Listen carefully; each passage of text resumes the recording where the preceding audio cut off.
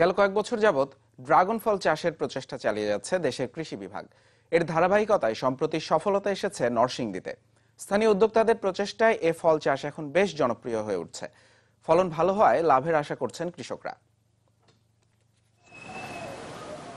Mexican ফল dragon গত কয়েক বছর ধরে দেশে বাণিজ্যিকভাবে এই ফল উৎপাদনের চেষ্টা করছে কৃষি বিভাগ।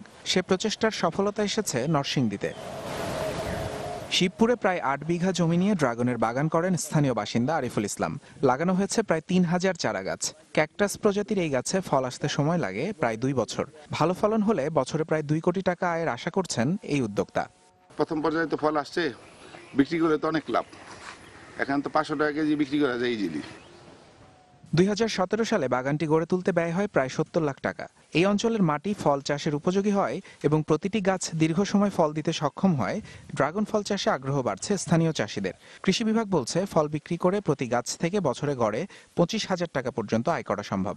অত্যন্ত সম্ভাবনাময় ড্রাগন ফল। এটা হলো আমাদের দেশের মাটি আবহাওয়া অত্যন্ত খাপ খাওয়ায় এটা চাষ করা উপযোগী এবং এটা চাষ করলে কৃষক লাভবান হয়।